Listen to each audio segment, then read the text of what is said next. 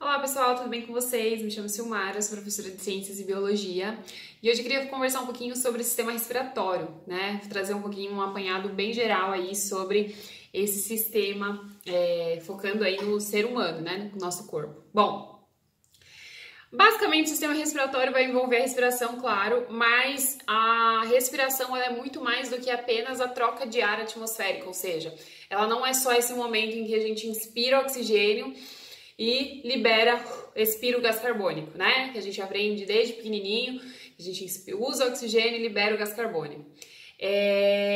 Mais do que isso, né? Esse oxigênio que entra no meu, às vezes a gente não para pensar nisso, né? Mas o oxigênio que entra no meu nariz, né? E que vai lá para os meus pulmões, ele não fica lá. Ele vai depois ser distribuído pelo sangue para todas as minhas células, né? Para as células que formam o meu corpo todo, né? Lembrando que nosso corpo é formado por trilhões de células. E todas essas células precisam sobreviver, precisam fazer um processo chamado respiração celular, que envolve o uso do oxigênio.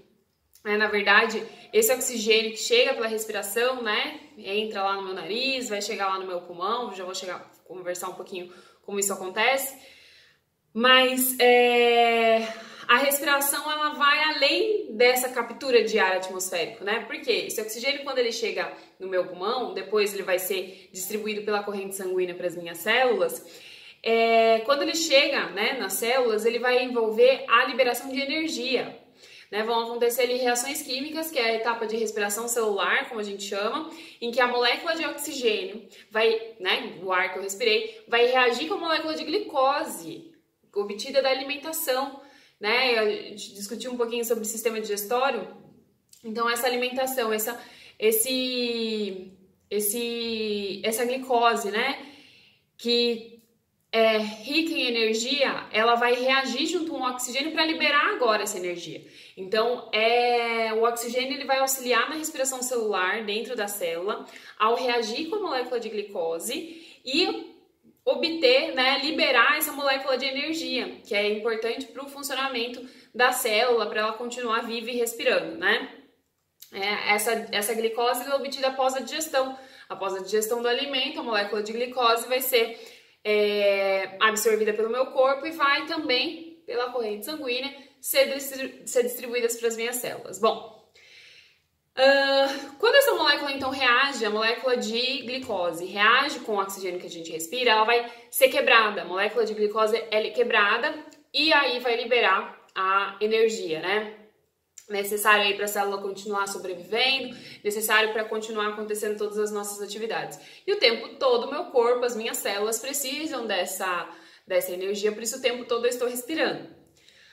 Esse processo a gente chama de respiração celular. Mas qual que é todo o trajeto que o ar vai fazer até ele chegar na célula e fazer respiração celular? Bom, a gente tem alguns órgãos importantes aí, né? O próprio nariz, né? Que é a estrutura que recebe esse ar atmosférico, né?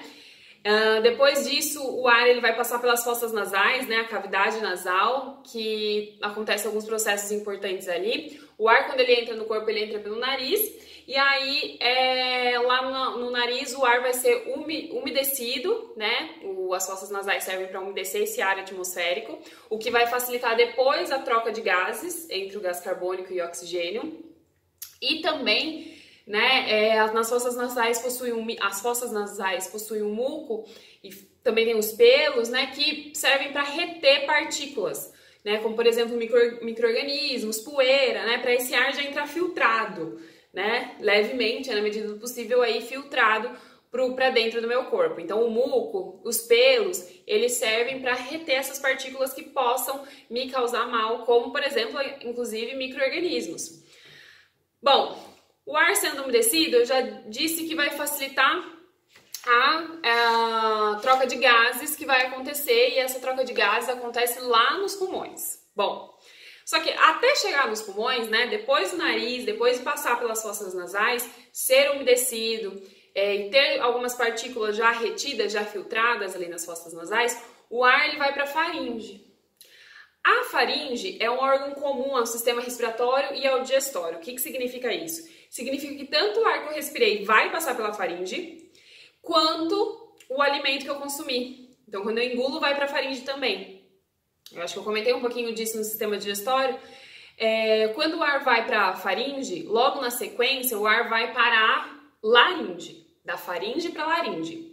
O ar não pode ir, aliás, ele até pode, né? Ele acaba indo um pouco para o esôfago, mas o que não pode é o alimento que passou pela faringe também ir para a laringe, porque senão você vai engasgar. Por isso que a gente tem uma estrutura que fecha, né, a entrada da laringe, que se chama epiglote, para impedir que o alimento entre onde não deveria, porque senão você vai ter uma obstrução ali respiratória e você vai engasgar. Bom, então o ar entrou pelo nariz, passou pelas fossas nasais, foi umedecido, foi retido suas partículas, né, de micro-organismos, poeiras, enfim, passou pela faringe, caiu na laringe.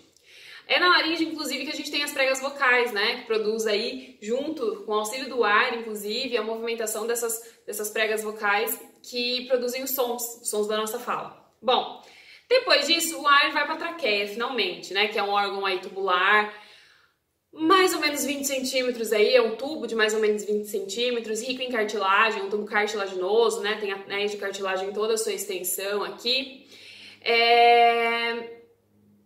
E internamente a esse tubo de cartilagem que é a traqueia, a gente tem vários cílios que vão se movimentar, né, células ciliadas, e esses cílios dessas células se movimentam, nossa, bati na mesa, esses cílios da traqueia se movimentam para ajudar na eliminação do muco, né? Inclusive, quando uma pessoa é fumante, ela fuma há muitos anos, é comum que ela tenha mais acessos de tosse. E por que isso? Porque a fumaça do cigarro que ela inala acaba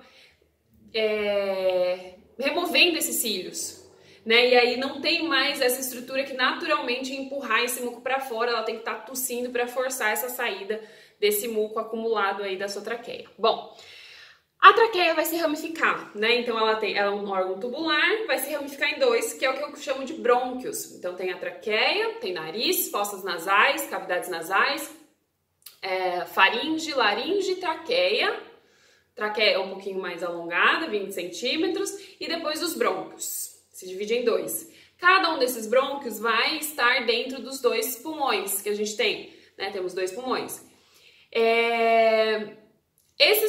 Esses brônquios, eles se ramificam novamente, como se fosse uma grande árvore, né, que vai se ramificando, fazendo seus ramos. Esses brônquios se ramificam em bronquíolos, e ao final de cada um desses bronquíolos, a gente tem os alvéolos pulmonares. O que são os alvéolos pulmonares? É como se fossem sacos, ricos em vasos sanguíneos, e é lá que vai acontecer a troca de gases. Porque o ar, até ele chegar nos alvéolos, né? Então ele passou pelo nariz, faringe, laringe, traqueia, brônquios, bronquíolos, ele ainda não está na corrente sanguínea. Eu falei que é o sangue que vai distribuir o oxigênio pelo corpo.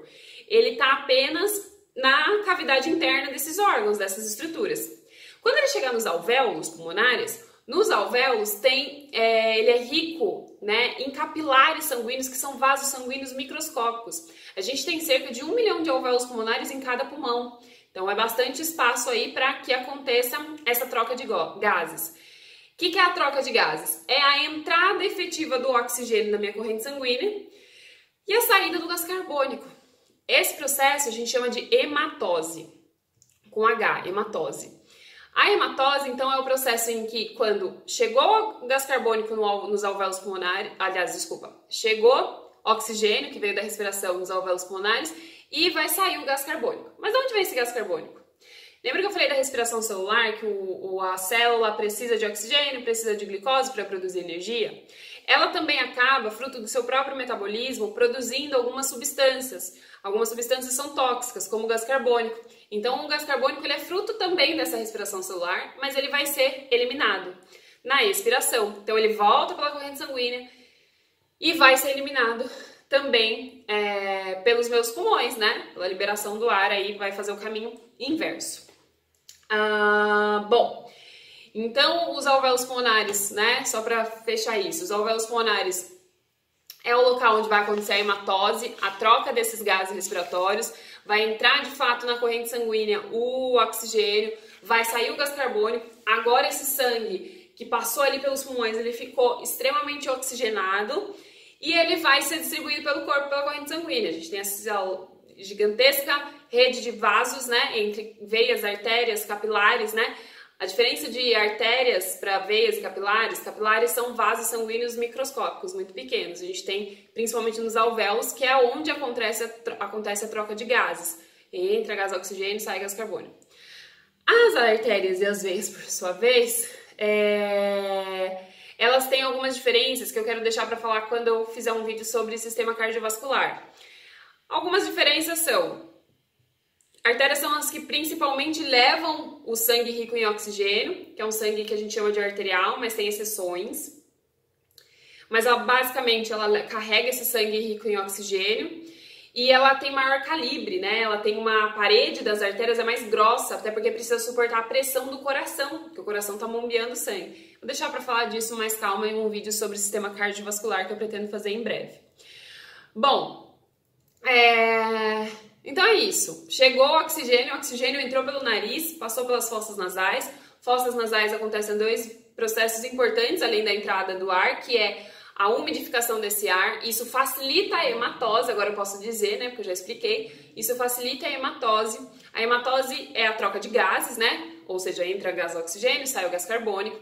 Além do ar ser umedecido nas fossas nasais, ele ainda vai ser filtrado já nas fossas nasais, porque aí eu vou ter muco, pelos nas fossas nasais que acabam retendo, guardando, né, as partículas como poeira, grãos, alguns micro-organismos, enfim.